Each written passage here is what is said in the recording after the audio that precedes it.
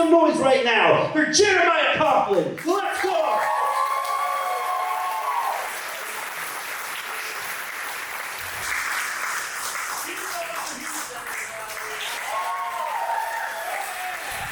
Hey, Spokane, the 509. That'd be fun. Yeah, we did it. That was my Eminem moment. Yeah, everybody in the. All right, fuck it. You didn't get it. I liked it. Thank you. One more hand for Heath. Yeah. Great. He's right. People can't be mean. I had a guy come up to me after a show last week and he was like, "Hey, feller." I don't know why it was Hank Hill, but he was like, "You know, you look like fat Sammy Hagar." And I was like, "Sammy Hagar's fat, dude." It's not that fat, brother. I was like, all right. Thank you for that.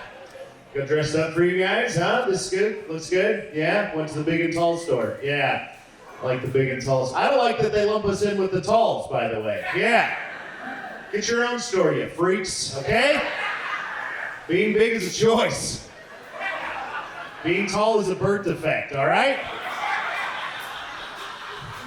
What are you gonna do next? Put us in with the left-handers? I don't want that. Ooh, we caught one over there and I heard him. Yeah, there's always one. They're like, no, don't say that. That's full seam, that's all. That's left-handed, that's it. That's all I got. This has been a fun weekend. Thank you guys for coming out. We've had a great time the whole time. I like big Zoltan fans here. Make some noise, yeah? Hell yeah. I've gotten to work with him a lot. I'm really lucky. I've been friends with him a long time. I remember long hair Zoltan. Anybody? Yeah. Yeah, that guy's dead. They killed him. No, this is great though. We have a very nice hotel. We're at the Davenport. You guys are, yeah, it's nice. A lot of mirrors in the rooms of the Davenport. I'm not a mirrors around the bed guy. I don't know. You guys? No, I'm a lights off under the covers guy. No mirrors around the bed. I don't need that. Not a fan of that. They go all the way to the ceiling. All the mirrors. Yeah, it's a lot. So I just stood on the bed and started putting handprints on it, you know? Somebody, whoever cleans that room's gonna get an eyeful. They're gonna have a story. They're gonna have a story to tell. They're like, I don't know what happened. Just different levels, just handprints. There was already some there, I'm gonna be honest. When I got there, I was like, it's kind of big. That's a big handprint. I don't know. Ugh. Don't think about it too much. Yeah. It's a nice hotel. Everyone's very nice. Had a guy who served us breakfast. His name was Maverick. That was cool. And so I started quoting Top Gun right off the jump. And he was like, yeah, my middle name's even Pete, which is the guy, that's his real name. And he's like, my parents have never seen Top Gun. They have no idea. I was like, wow, that is a weird coincidence. Thanks, Mav. We're going ballistic. Let's get those eggs going, huh? Can I get some of that?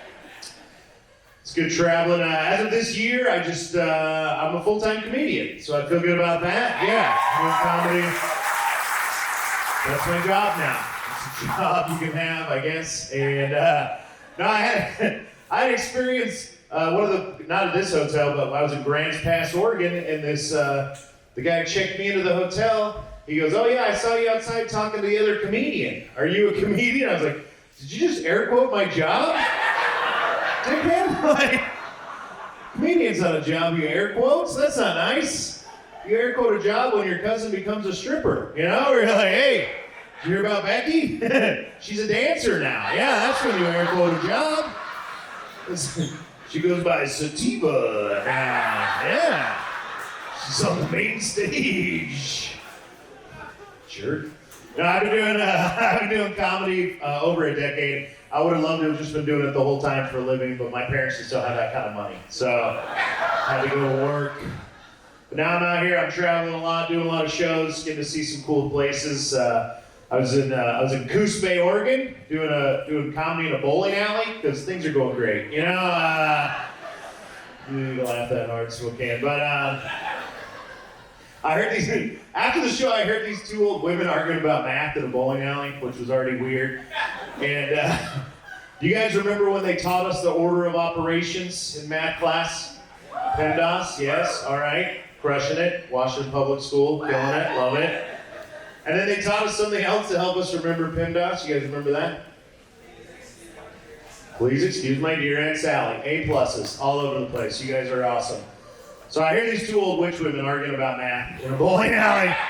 You know a witch woman when you see her. And one of them said to the other, she goes, no, I know that's not right. I remember what they taught us. And then she said, please excuse my drug-addicted sister.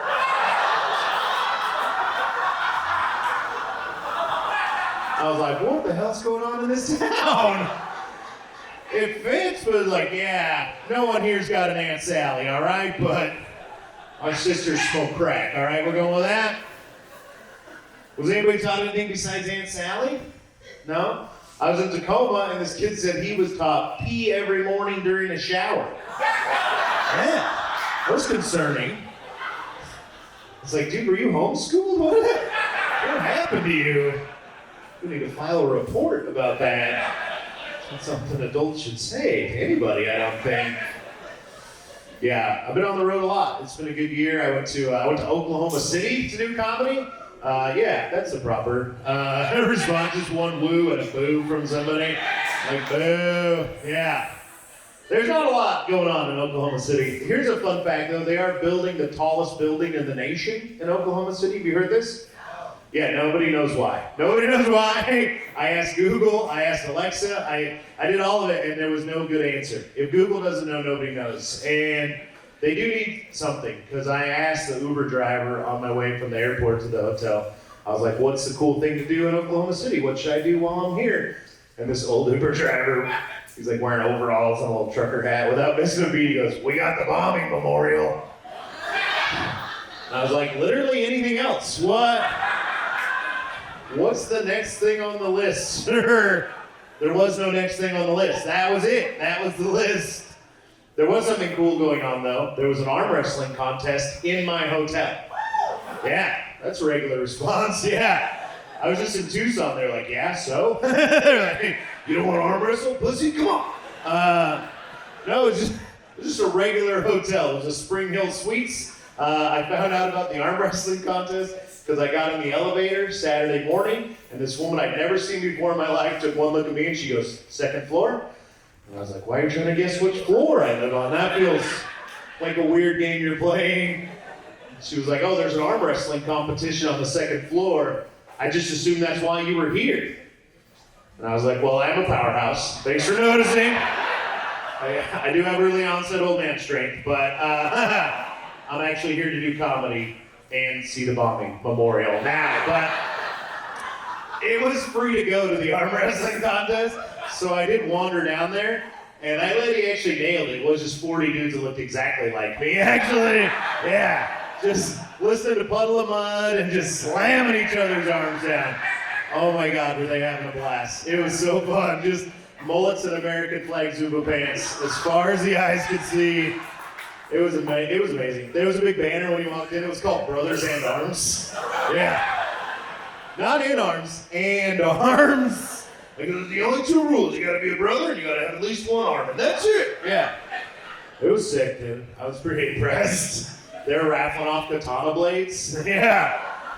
I got back in the elevator to go back to my floor. There was just an old guy standing in the corner with a sword in his hands. I was like, I can wait.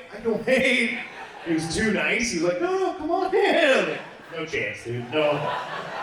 I've seen this movie. Not getting Kill Billed in an Oklahoma City elevator. Not today, buddy. One thing they don't tell you when you get to Oklahoma City is that every Saturday at noon they test out the tornado siren. Yeah, I feel like that would be good information to have just when you check into your hotel. Like, hey, don't freak out. This is going to happen, right? Because I was in my room, having my own little arm wrestling contest. You know what I mean? Yeah. Well, 5-on-1? Yeah. Yeah. I always win. Yeah, I got him to uncross his arms. Jack Up Joe got him to uncross his arms. Oh, yeah. Look at that. Yeah, and now the siren's going up. I'm just running around the room with no pants on, looking for a doorway to stand in. Yeah. Which is for earthquakes, not tornadoes, by the way. Yeah. Take that visual home with you. Just me standing in the doorway, making sure I finish before the tornado gets there. Yeah. It's like, we're going to Oz. We're going with the boner, Dorothy. Yeah, we're going. Let's get out of here. Oh, you guys are weird. I like this. I like traveling though, it's fun for me. I mostly drive. I don't like getting on airplanes. I don't know if anybody in here's ever been a fat guy on an airplane, but they really squeeze us on the airplanes. Yeah, even normal size fats. It's pretty bad out there. And I understand fuel economy is a thing or whatever, but also the sky is literally as big as we want it to be, right? We can make the chairs a little wider on the airplanes without killing anybody. Think that'd be fine? I was flying to Phoenix recently. I wasn't paying attention, and I got assigned the middle seat. Oh yeah, that's a bunch of skinnies picturing me trundling down the aisle towards them with my CPAP machine, you know, ready to fly to Phoenix. You've already made eye contact with a stranger, you know. You're like, I think we're gonna get the empty middle seat. And then I show up like, Tommy want wingy, right? Yeah. And the other two people were already in their seats. I was very relieved when I got to that road because that's when I realized that I was the skinniest of the three of us. Yeah. How did the plane even fly? Yeah. It was fine. I just wedged myself between these two big old haystacks, right? And I sat between these dudes and I looked at them both. And I was like, what's up, fellas? We putting these armrests up or what? Yeah. Their eyes lit up. They're like, can we? And I was like, hell yeah, we can. And we just melted into each other. For 2.5 hours all the way to Phoenix. Yeah. Brothers in arms. Yeah, it was amazing. Yeah.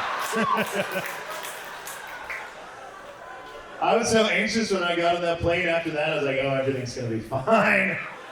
I hit that call button when she showed up. I was like, I'm going to get around to seatbelt extenders for the row. I'm going to get one for everybody.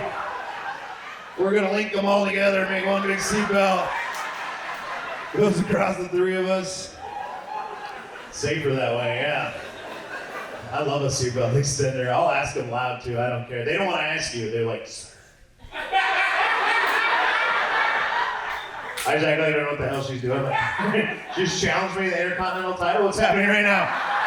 Shawn Michaels, what are you doing? I keep them. I keep those seatbelts too. You're not supposed to do that. Yeah. Yeah, some narc ass flight attendant after a show. She was like, that's a federal crime. I was like, you can eat my ass. I don't care. I'm keeping them. I keep them. I put them in my backpack. And then when I get on the next flight, I just look for fat dudes that I know are too afraid to ask for them. You know? Like some kind of fat Robin Hood. I'm like, take it from the skinny and give me to the fat. I feel good about it. Call myself Slovin Hood. Feel good about that. Yeah. Trying to make everybody comfortable around here. Except for you. You look very uncomfortable by all this, actually. Yeah. It's okay. I hope you're having fun, but I feel like I'm at the doctor right now. Yeah. It's like, I don't think we should be laughing at this, guys. It's pretty sweaty up there. No, you're cool. I just had to go see my doctor, Marla. God, I hate her guts. She's the worst. If I could describe my doctor with one word, it would be, That's what she says every time I'm in her office, trying to convince her I'm being healthier, you know? Or like, no, I'm doing keto now or whatever. And she's like, I think you mean Cheeto, bud. You know? She's like, you're 42, you drink a lot of Red Bulls, you're pre-diabetic. I had to tell her, I was like, look, everybody who doesn't currently have diabetes is pre-diabetic, all right? Yeah. You can't just go making shit up, Marla. That's not a real thing, okay? I'm also pre-herpes, okay? Put that. Write that on the chart for now. Yeah. Put it on there. So we go back to Oklahoma. Yeah, get it on there. I think it'd be a big win for Marla if I did have diabetes, by the way. She'd really like that. Yeah.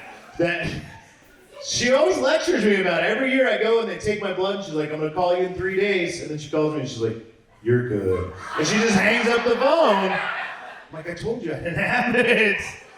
I feel like there's easier ways to test for diabetes. I don't think they need to take your blood. I think they should just put you in that little room and be like, take your socks off.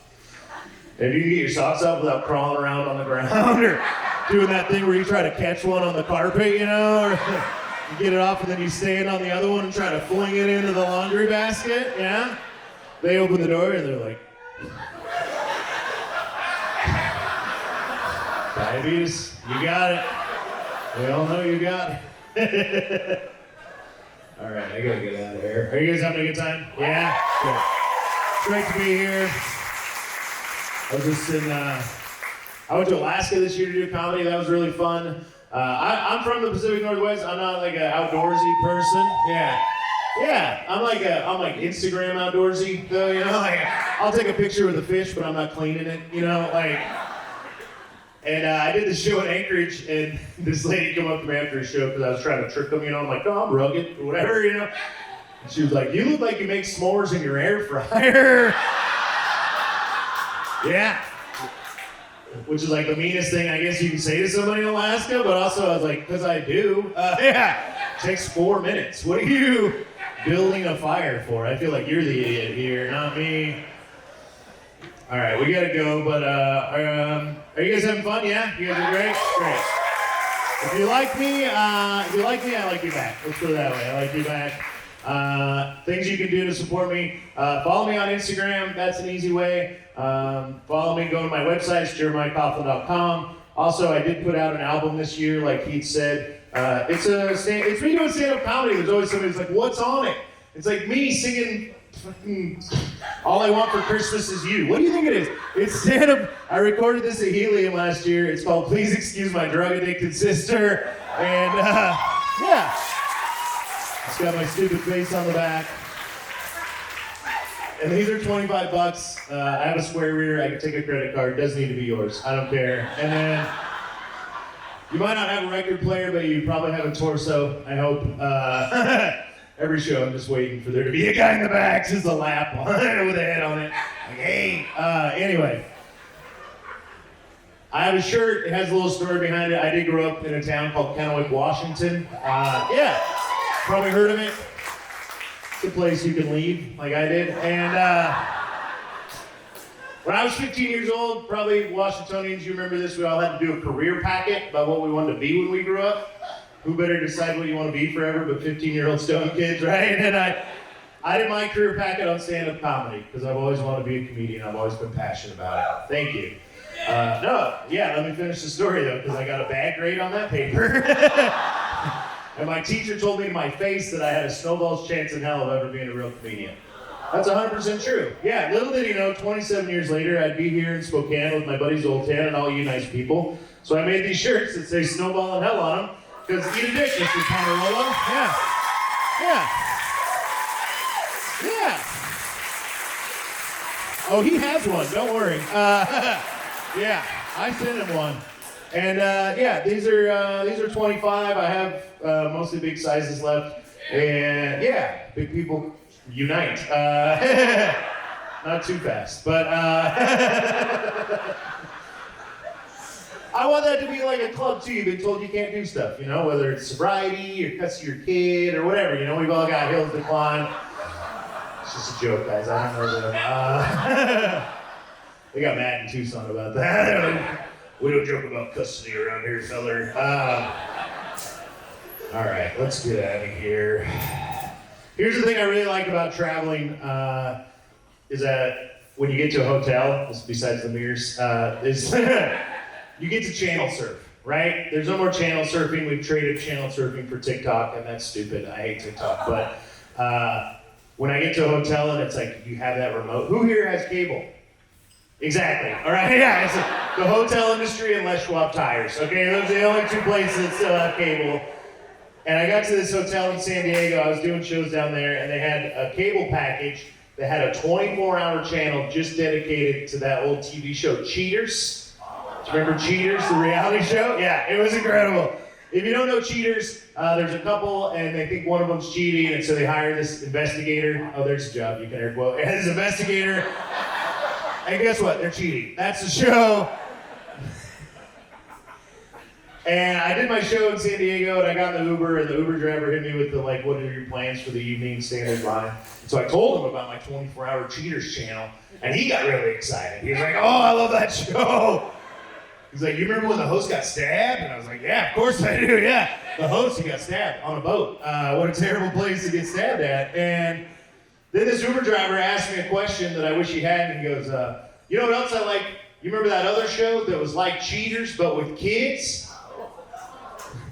And I was like, did you just call To Catch a Predator Cheaters, but with kids?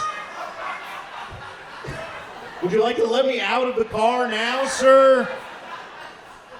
But also, he's not wrong. Like, like, what if that was the pitch meeting for To Catch a Predator, where it's like, all right, I know how we all love cheaters. He got a little PowerPoint. Stay with me. It's gonna get weird.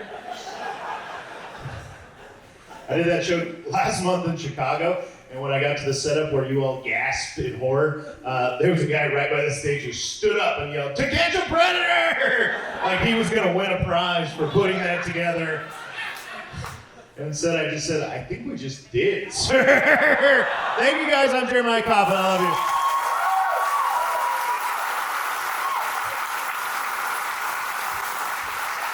you. You keep clapping for Jeremiah Coughlan.